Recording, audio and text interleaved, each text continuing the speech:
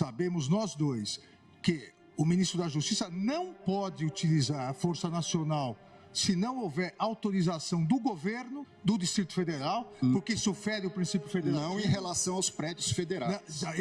Não em relação à Praça dos Três Poderes. Mas em relação às edificações federais, ele pode e deve com conter. todo respeito, Vossa Excelência, querer falar que a culpa do 8 de janeiro foi do ministro da Justiça... Vossa Excelência que está dizendo isso. É um absurdo. Vossa Excelência que está dizendo isso. 5 comandantes estão presos. Muito embora eu queria e o Brasil quer ver esses vídeos do Ministério da Justiça. O ex-ministro da Justiça, que sucedeu Vossa Excelência, fugiu para os Estados Unidos, fugiu... Eu sou advogado de ninguém e jogou o celular dele no lixo. Eu não sou advogado de ninguém. E agora Vossa Excelência vem no plenário do Supremo Tribunal Federal, que foi destruído, para dizer que houve uma conspiração do governo contra o próprio governo. Tenha dó. Não coloque palavras na minha boca. Tenha dó. Não coloque palavras na minha boca. Não coloque palavras na minha boca. Tenha dó, Vossa Excelência.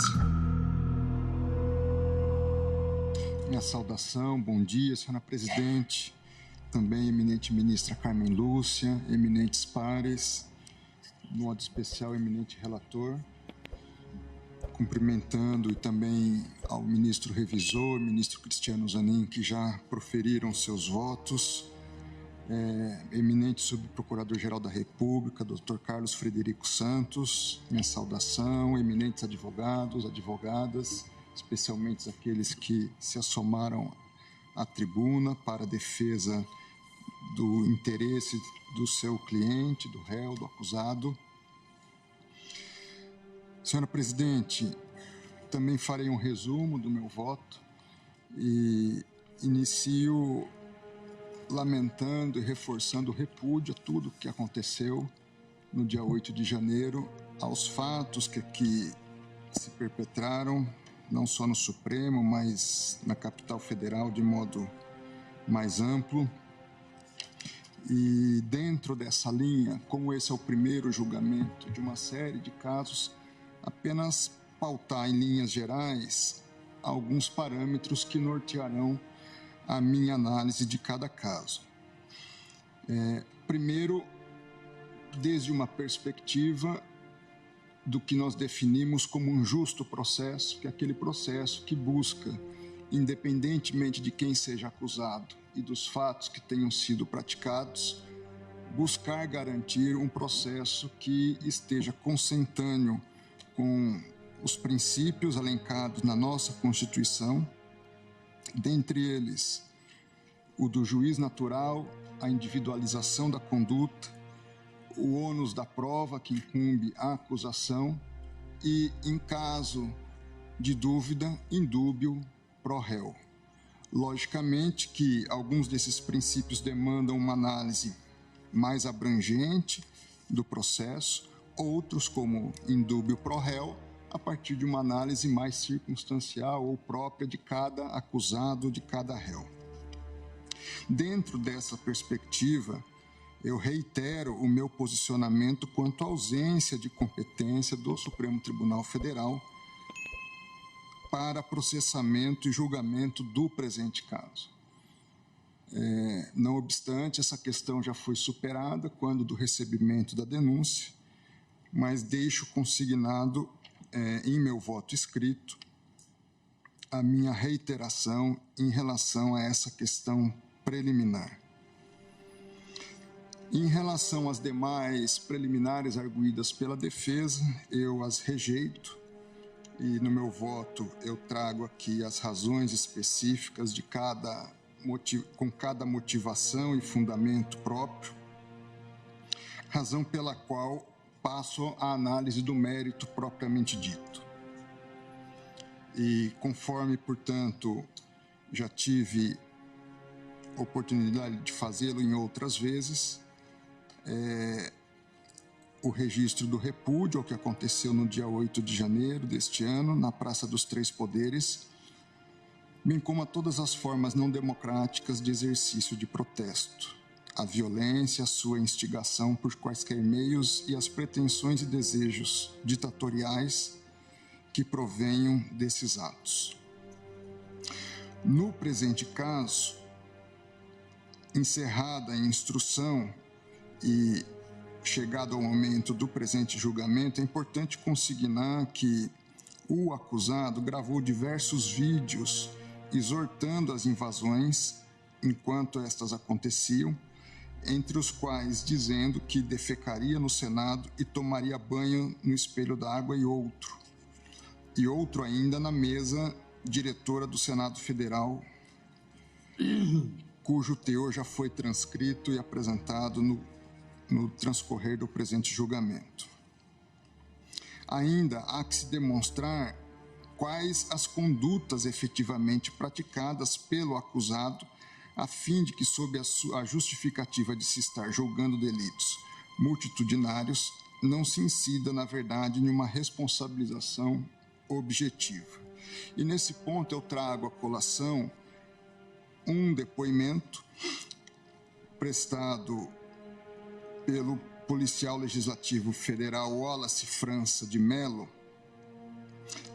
que estava de plantão no Senado Federal na tarde dos fatos, o qual afirmou expressamente, referindo-se aos participantes da invasão, abro aspas, que o grupo era bastante heterogêneo, tinha gente de tudo quanto é, falha o áudio, bem misturado, não tinha um comando, uma liderança.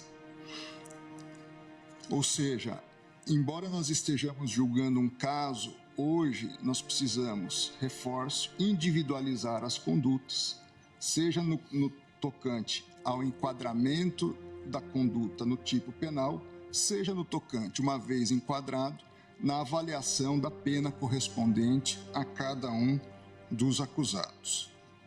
Assim, feito esse preâmbulo, eu me detenho agora no delito do artigo 359-L do Código Penal, que dispõe sobre a tentativa, com emprego de violência ou grave ameaça, da abolição do Estado Democrático de Direito, impedindo ou restringindo o exercício dos poderes constitucionais.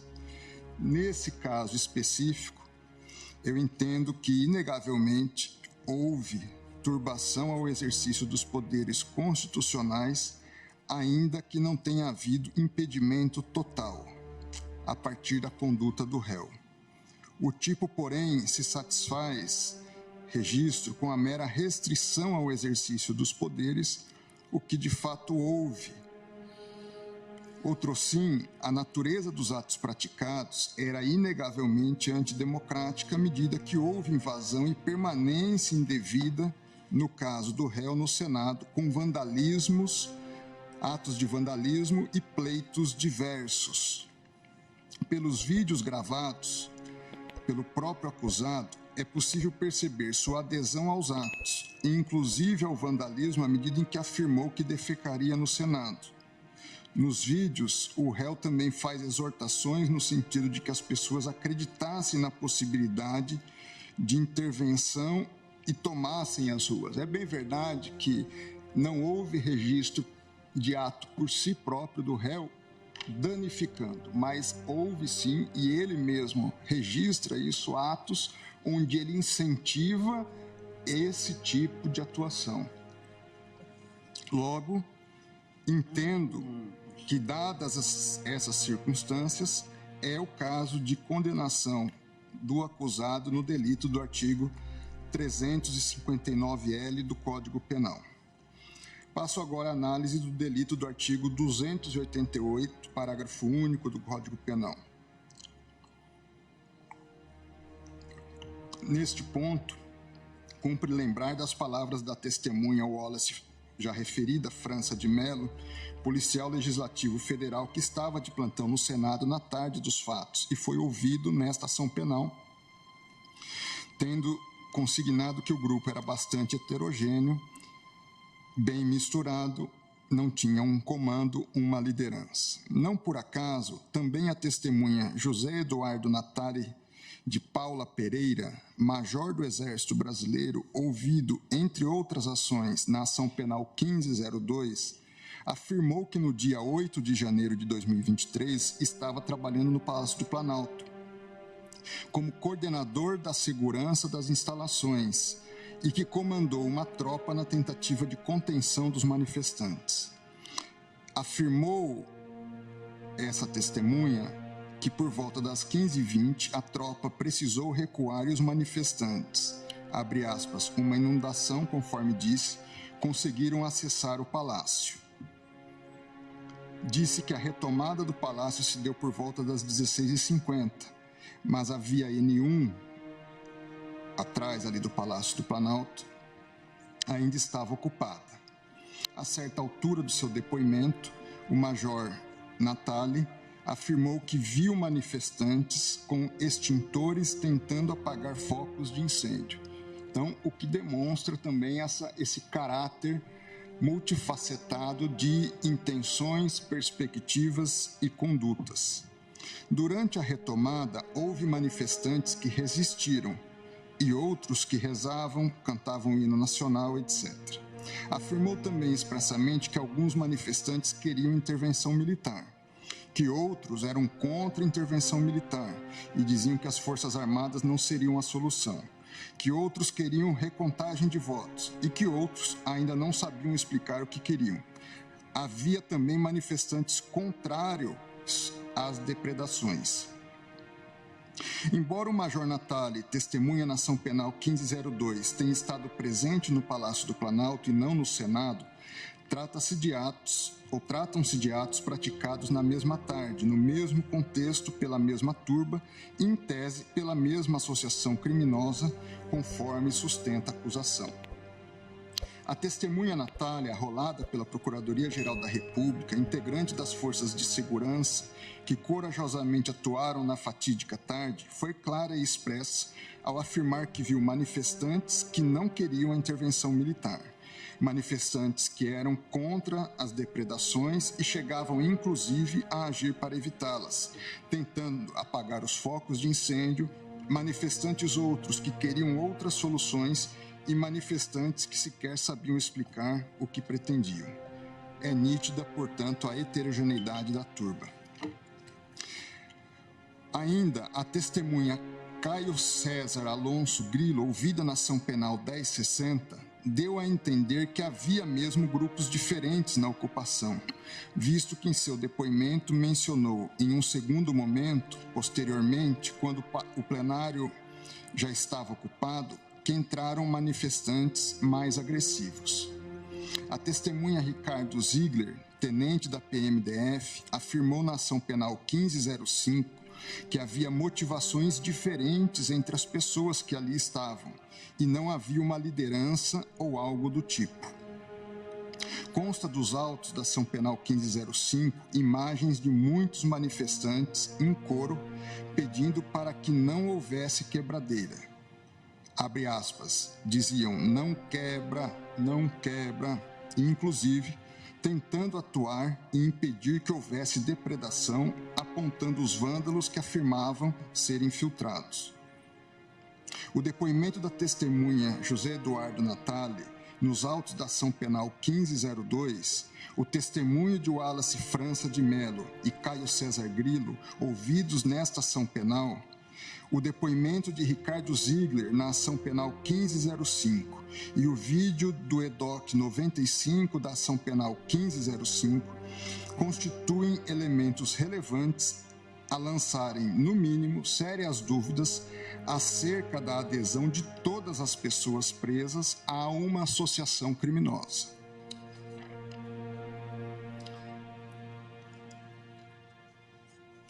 Dito isso, importante consignar que, se esse réu especificamente praticou ou não a associação criminosa, nós vamos precisar avaliar à luz desse contexto mais amplo. Nesse sentido, é certo que sim, que se constitui uma associação criminosa, se constituiu, é verdade, uma associação criminosa para praticar atos antidemocráticos. Meu ponto agora é avaliar se esse réu se incluiu nessa associação. Tal associação, repito, não se nega, existiu e muitos dela participaram. O que se questiona é a automática inclusão em tal associação de todas as pessoas que acabaram presas naquela tarde. Nesse ponto, reafirmo haver dúvida razoável quanto à homogeneidade de métodos, intenções e atitudes, o que macula, com a devida vênia, a tese de que todos, por lá estarem, pertenciam a uma mesma associação criminosa. Essa dúvida, como já dito, há de ser resolvida nos termos do princípio indúbio pro réu, o qual, por mais grave que sejam os fatos, não pode ser invertido ou desconsiderado. À luz da doutrina, citando Luiz Regis Prado, a associação criminosa, ela demanda estabilidade ou permanência. Ensina mencionado autor que, abro aspas, esse é um dos traços que diferencia a associação do concurso de pessoas. Não basta para o crime em apreço um simples ajuste de vontade. É indispensável, mas não é o bastante para caracterizar o delito. Esse ajuste de vontades. É necessário, além desse requisito, a característica da estabilidade, da durabilidade. Nesse contexto, no presente caso, penso que a acusação se desincumbiu satisfatoriamente do ônus de demonstrar a adesão livre e consciente do réu à associação estabelecida para a prática dos crimes perpetrados no dia 8 de janeiro. Nesse sentido, além de ter utilizado uma camiseta pedindo a intervenção militar e ter sido preso dentro das dependências do Senado, o réu gravou diversos vídeos dos quais se extrai sua plena consciência de estar aderindo a um grupo formado para praticar atos antidemocráticos, invasões, quebradeiras, ainda que ele próprio não tenha sido visto depredando pessoalmente algo. Assim, pelas características dos vídeos que o próprio réu apresenta, eu entendo haver razões suficientes, elementos suficientes para condená-lo pelo delito do artigo 288, parágrafo único do Código Penal. Passo agora à análise do artigo 359-M do Código Penal, que trata do delito de golpe de Estado, cujo dispositivo assim expressa tentar depor por meio da violência ou de grave ameaça o governo legitimamente constituído. Nesse ponto, penso com a devida vênia que não caberia uma dupla condenação, tanto pelo crime do artigo 359-L, quanto pelo crime do artigo 359-M. Penso, em linhas gerais, que todo golpe de Estado toda tentativa de golpe de Estado pressupõe e traz consigo uma tentativa também de abolição do Estado Democrático de Direito. Um golpe pressupõe, para que ele seja praticado, uma tentativa de se quebrar o Estado Democrático de Direito. Nem toda tentativa de abolição de bases do Estado Democrático de Direito à luz do impedimento ou restrição dos poderes significa se chegar a um golpe de Estado. Então, dentro dessa perspectiva, entendo que, no contexto, se aplica o princípio da consunção ou da absorção. Ou é um golpe de Estado que traz consigo o caráter de também, nos termos do que diz o dispositivo, impedir ou restringir o exercício dos poderes constituídos, ou ficou apenas dentro das características da conduta, da tentativa de impedimento e restrição do exercício legítimo dos poderes. Dentro dessas circunstâncias, entendo como colocado pela defesa que a ação de abolir o Estado Democrático de Direito, por certo, já contém, por lógica, também, em alguma medida, essa busca de você inviabilizar o exercício legítimo das instituições democráticas. É importante, sob a minha ótica, também lembrar o seguinte: um golpe de Estado ele demanda atos não só de destituição do poder, mas do estabelecimento de uma nova ordem jurídica e institucional. Então, eu tenho que retirar o poder eleito e instituir ou ter atos que me levem a buscar instituir um novo poder, ainda que ilegítimo. Eu preciso definir o que eu vou fazer com o Congresso Nacional, eu preciso definir o que eu vou fazer com o Supremo Tribunal Federal, eu preciso definir o que vai ser feito com a imprensa, com a liberdade das pessoas, no meio universitário, uma série de planejamentos e condutas que, com a devida vênia, não vi nesses manifestantes. A perspectiva da atuação deles era criar uma situação de instabilidade institucional, mas qualquer ação de golpe de Estado dependeria de uma ação de outras forças, basicamente dos militares. Então, mesmo aqueles que atuaram para inviabilizar o funcionamento das instituições democráticas, à luz dos elementos disponíveis nos autos, não se tem característica a ponto de levar uma destituição de um poder e instituição de uma nova ordem. Excelência, me permite um... Pois não, ministro. O artigo 359-M, na verdade, fala em tentar, né? Então, não se pressupõe a consumação, mas sim a tentativa. Só essa... Ambos falam em tentar. Exato. A questão, para mim, é eles não agiram para tentar depor o governo. A deposição do governo dependeria, ou essa tentativa de deposição de atos que não estava ao alcance da atuação dessas pessoas. Permite, ministro? Pois não. Porque acho que essa questão é extremamente importante, porque são dois pontos diversos, se eu entendi o que Vossa Excelência colocou. Ao dizer que eles não, ao alcance deles, não estavam instrumentos possíveis para o golpe de Estado, então aí seria o caso de absolvição. Que eu também justifico como uma tentativa inidônea. Essas pessoas... Exato. Então, aí seria absolvição. Uma outra questão que eu acho que é mais importante do ponto de vista até para a fixação de jurisprudência da Corte é a absorção ou não. O princípio da concussão. E por que isso? Me parece aqui que são dois crimes, como disse, absolutamente autônomos. Até porque o ânimos é diverso. E eu dou dois exemplos, um histórico. O golpe de 64... O golpe de 64, vamos dizer que não tivesse dado certo. Mas qual foi o golpe militar de 64? Trocar o presidente da República, João Goulart. Não foi, em momento algum, tentar mexer com a estrutura dos outros poderes, até porque, lamentavelmente, os demais poderes aderiram. Então, você consegue vislumbrar uma tentativa de golpe na troca do poder, na troca daquele que foi legitimamente e democraticamente eleito como uma conduta autônoma.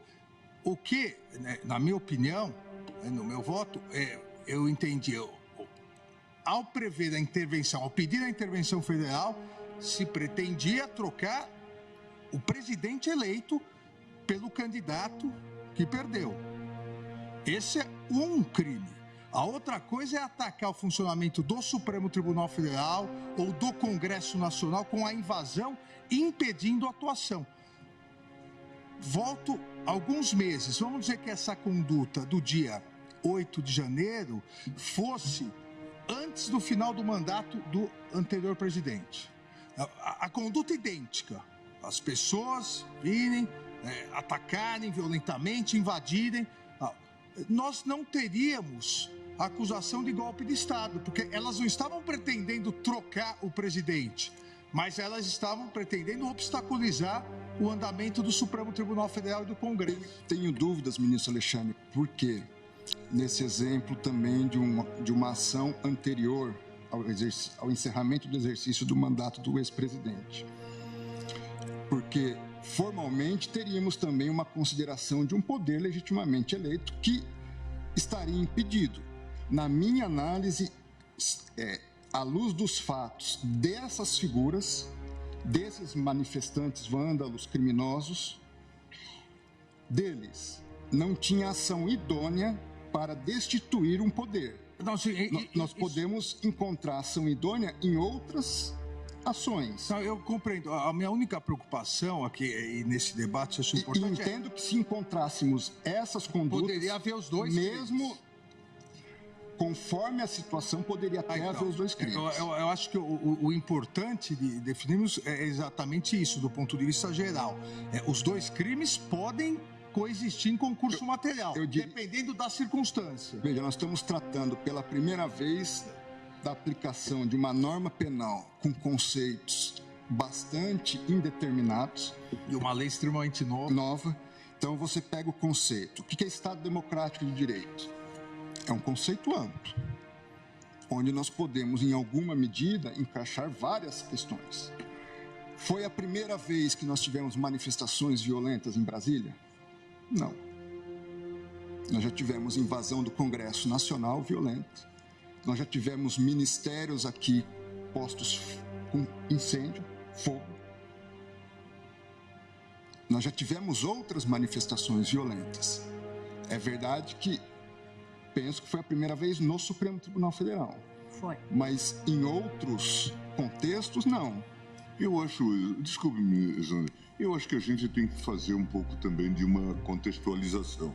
Eu estou aqui há muitos anos e, de fato, assisti a várias invasões de ministérios, episódios isolados que nós tivemos a partir de movimentos sociais, protestos e coisas do tipo.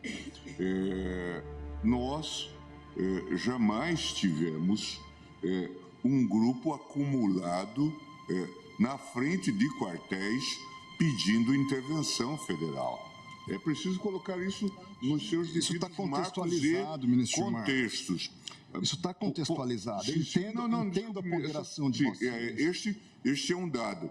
Nós tivemos, e a gente viveu isso na pele, 7 de setembro, em que imaginávamos que aquilo poderia descambar para a arruaça que se transformou o 8 de janeiro. Nós sabemos disso, o ministro Fux viveu essa realidade, a ministra Rosa. Em suma, então são questões que precisam ser olhadas nessa perspectiva.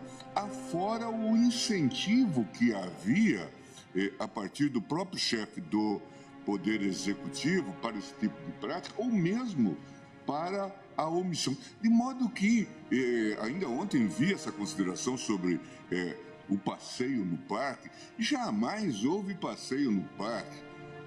Não se tratava de passeio no parque, ministro Cássio, nem de um incidente. A cadeira que o senhor está sentado, depois, a cadeira que o senhor está sentado, estava lá na rua, no dia da invasão. É só para justificar mesmo, mas essa expressão não foi minha. Não fui eu que disse isso. Então, está longe de se tratar disso. É preciso que a gente contextualize isto e que havia... É importante essa contextualização. E só para encerrar, desculpe-me mesmo, mas só para encerrar, na verdade, estava implícito em toda essa ação que, ao fim e ao cabo, diante da anomalia, da anarquia instaurada, nós teríamos uma GLO. E aí o ministro Alexandre coloca muito bem. Imagine que esses fatos tivessem ocorrido antes do dia 1º de janeiro, com o governo, então, anterior no poder. E nós tivemos situações desse tipo. É que os fatos vão se acumulando e nós perdemos o contexto. O 12 de dezembro, dia da diplomação do presidente da República. Atos, não só de vandalismo, de terrorismo. Ônibus incinerado. A Polícia Federal invadida. Carros pegando fogo embaixo de posto de gasolina. Há muitas perguntas sem resposta, ministro Gilmar. Não, eu digo só para colocar. Agora, eu estou tentando me deter no caso concreto. Não, sim. Porque, vamos lá, eu fui ministro da Justiça.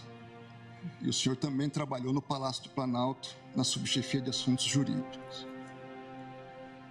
Em todos esses movimentos de 7 de setembro, como ministro da Justiça, eu estava de plantão com uma equipe à disposição, seja no Ministério da Justiça, seja com policiais da Força Nacional que chegariam aqui em alguns minutos para impedir o que aconteceu. Eu não consigo entender, e também carece de resposta, como que o Palácio do Planalto foi invadido da forma como foi invadido. Vossa Excelência sabe o rigor de vigilância e cuidado que deve haver lá.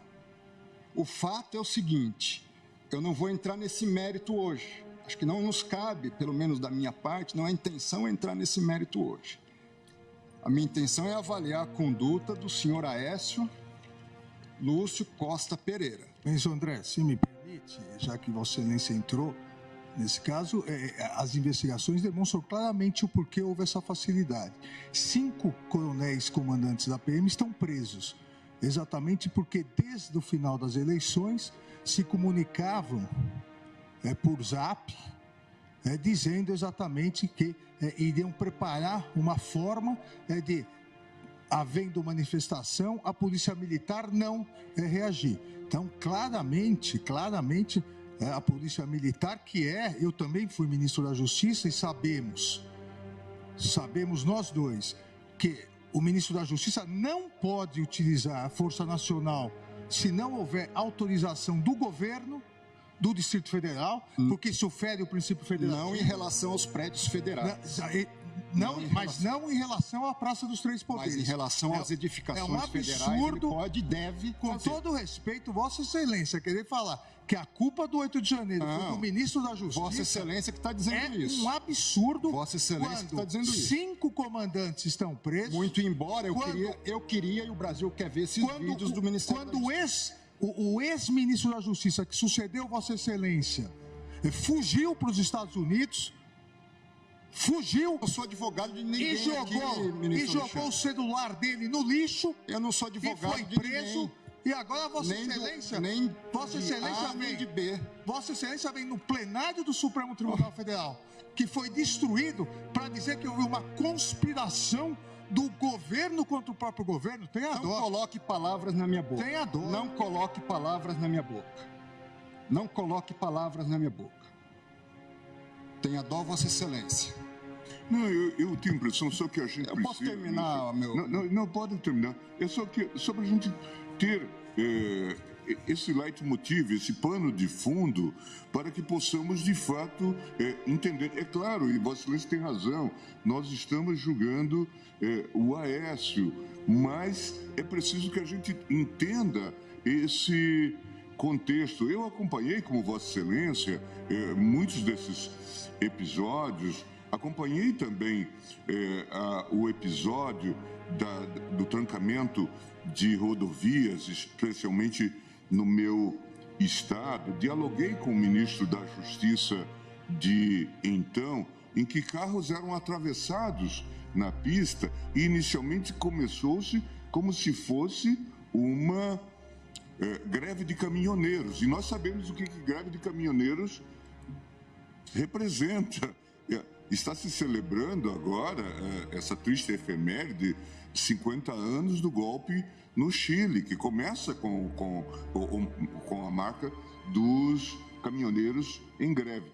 E aqui era uma greve, era um lockout, eram empresários atravessando carros na pista. Imagina o que isso significa, daqui a pouco desabastecimento, dificuldades. Eu cheguei a falar com o ministro da Justiça naquele momento, e ele dizia, nós não temos força para enfrentar, e para isso precisa-se da GLO, precisa-se de GLO. GLO era exatamente a senha para a insegurança, é isso que a gente precisa entender. Esse grupo estava conectado no comando. Veja, é claro que temos que isolar, que temos que julgar os casos que estão postos. Mas havia uma questão que estava toda ela associada. Eu até, na conversa com ele, fiz um pouco de abordagem jocosa e disse, poxa, a loucura a torcida do Galo conseguiu abrir pistas porque eles estavam sendo impedidos de ir ao jogo, ministra Carmen. Mas a nossa Polícia Rodoviária Federal não conseguia, precisava das Forças Armadas. Esse caso é tão esdrúxulo, ministro Gilmar. É verdade. Me traz tanta inquietação. Veja, todo o contorno do que ouvimos dizer, se formos fazer uma retrospectiva dos atos, pré-8 de janeiro, ali, 6, 7, havia anunciado, vamos todos a Brasília. Primeira coisa, Polícia Rodoviária Federal, na greve dos caminhoneiros, ministro Gilmar, que foi tentada no governo anterior, eu era ministro da Justiça, eu passei a madrugada na sede da Polícia Rodoviária Federal, acompanhando o relatório minuto a minuto de eventuais tentativas de bloqueio de estradas, em função até da experiência pretérita negativa que havia ocorrido no governo Temer. O que eu quero dizer, a Polícia Rodoviária Federal tinha condições de evitar a chegada. Dia 6, dia 5, dia 7, não sei. Não foi feito. Toda a construção é de que era uma tragédia anunciada. Agora, houve, eu vou usar a expressão, falhas sistêmicas desde esse ponto. O que houve, não tenho dúvidas, falhas, eu vou usar a expressão falhas porque não estamos julgando essas pessoas, sistêmicas na Polícia Militar do Distrito Federal. Mas também há dúvida razoável sobre como é que esse grupo entra com a facilidade como entrou, não digo no Supremo, eu não digo nem no Congresso, dentro do Palácio do Planalto. É inconcebível.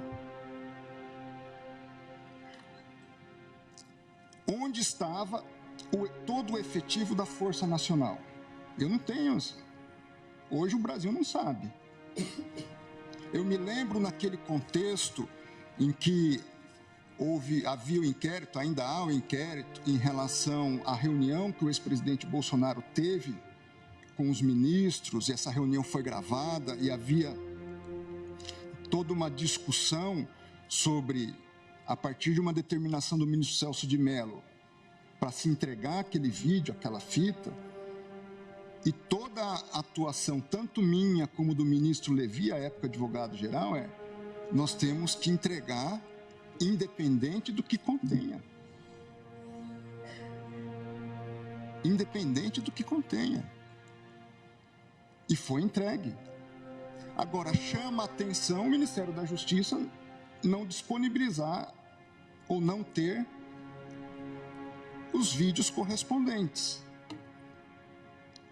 Nós precisamos tratar todos igualmente, com os rigores correspondentes e também com o reconhecimento de que certas situações geram um não enquadramento em determinada conduta. Em relação a esse réu, não vejo na atitude dele um ato idôneo de golpe de Estado. Vimos, eu e meu gabinete, mais de 1 hora de vídeo dele transitando pelo Senado Federal. Não vi. Ele se apresenta na presidência do Senado, mas não há um ato de instituição específico. Veja, eu não estou absolvendo ele, estou condenando ele em tudo. Uma pena somada, já antecipando aqui, que vai chegar a 8 anos.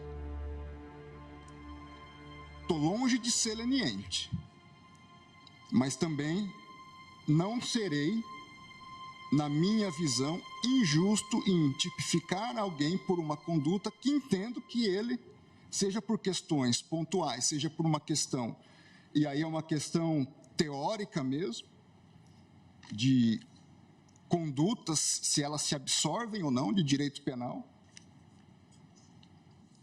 não vejo justificativa suficiente para condená-lo.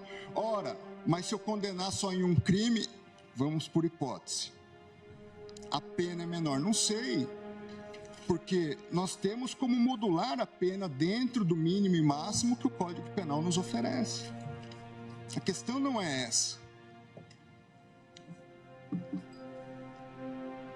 A questão é, houve por parte de Aécio uma tentativa idônea de golpe de Estado? Entendo que não. E entendo que todo golpe de Estado pressupõe ato antidemocrático. Razão pela qual há uma consunção, um absorve o outro. É uma questão de dogmática de ciência do direito penal, que pode não ser a opinião da maioria do colegiado, pode. Furto, subtração de coisa alheia. Também é crime praticar violência e grave ameaça gratuita contra outra pessoa. O que é o roubo? É a soma da subtração com a grave ameaça. Há uma absorção. O direito penal trabalha isso constantemente. Porque nós somos automaticamente, trabalhamos nisso num viés automático e não nos damos conta disso. Tive sérias dúvidas sobre a questão do dano e a questão do Código Penal e a questão do crime contra o patrimônio cultural. Veja o tipo do Código Penal do dano, a conduta, os verbos: destruir, inutilizar ou deteriorar. A conduta do crime contra o patrimônio cultural: destruir, inutilizar ou deteriorar. Os mesmos verbos. Também não é simples. Entendo, porém, que de um lado aqui há sim um princípio de absorção nesses ilícitos. Entendi, por outro lado, que nesses crimes havia condutas diversas. Porque uma coisa é você praticar uma ação destruindo um computador aqui, um copo ali. Foram várias destruições. Por isso antecipo, entendo que não absorve. Agora, a conduta que é tentar, o que ele tentou? Ele chegou a tentar, na minha visão, instituir um novo governo. Ele tinha até isso, talvez, como ideal. Mas não vejo, seja na capacidade, olhando as cenas dele no vídeo, não houve um planejamento posterior sobre o que fazer. Entendo que, nesse contexto, veja só a situação de injustiça com que eu posso me deparar. Seria menos gravoso para ele destituir e dar o golpe do que fazer o que ele fez. Que ele incidiria só num tipo. E nós estamos, repito, uma lei nova, um contexto extremamente complexo. E, ministro Alexandre, eu não pré-julgo ninguém, mas também não isento. Seja de um lado, seja de outro. Nem eu, ministro André. É isso. Tanto que todos estão sendo investigados. Porque absolutamente todos estão eu digo sendo isso porque investigados. Vossa Excelência fez uma referência a mim que reputo extremamente injusta. Então, se Vossa Excelência se sentir ofendido, eu retiro a referência. Eu agradeço. Agradeço. E peço minhas desculpas. E se alguma coisa também eu fiz de modo indevido, tenha minhas desculpas. O que eu quero dizer é que nós estamos participando de um julgamento que ele vai nortear. Eu sei que tem todo esse contexto específico e é fato e tem que ser considerado. Mas a probabilidade do Supremo Tribunal Federal decidir originariamente, novamente, um caso de manifestações violentas é muito raro. Seja em Brasília, seja fora de Brasília. A tendência é que esses julgamentos ocorram em primeiro grau e sigam os recursos correspondentes. E nós estamos balizando uma jurisprudência que vai servir de parâmetro para todas as outras manifestações, queiramos nós ou não, que isso não vai depender de nós. E ao mesmo tempo que penso não devemos ser lenientes, também penso que não devemos ir além do que o marco legal nos permite, logicamente, com a devida vênia, dentro da minha respectiva limitação e interpretação. Não sou dono da verdade também, não. Eu vou, então, trago aqui os fundamentos para condenação nos crimes de dano e de destruição, inutilização, deterioração do patrimônio cultural. Partindo para as penas, senhora presidente, eminentes pares. Trago também a justificativa de dosimetria correspondente, que estará disponível no meu voto e farei a entrega tão logo encerrada a sessão, no sentido de julgar parcialmente procedente a pretensão acusatória em relação ao réu Aécio Lúcio Costa Pereira, para 1. Absolvê-lo da acusação do delito do 359-M do Código Penal, com fundamento no artigo 386-3 do Código de Processo Penal. Não haver provas suficientes. 2. Condená-lo como incurso no artigo 359-L do Código Penal, que trata da questão do Estado Democrático de Direito, tentativa de abolição. Artigo 288, parágrafo único do Código Penal, que é a associação criminosa. E no artigo 62.1 da Lei 9.605, de 98, que trata do patrimônio cultural, somando-se as penas correspondentes em concurso material em 7 anos e 1 mês de reclusão, mais 25 dias multa, no valor unitário do mínimo legal. Por fim, também condená-lo em concurso material como incurso no artigo 163, parágrafo único, incisos 1, 2, 3 e 4 do Código Penal, a pena de detenção de 10 meses e 25 dias multa. Custas pelo condenado, eu adiro às condenações de efeitos secundários que foram trazidas pelo eminente relator quanto a danos e danos morais. Com a devida vênia, ministro Zanin,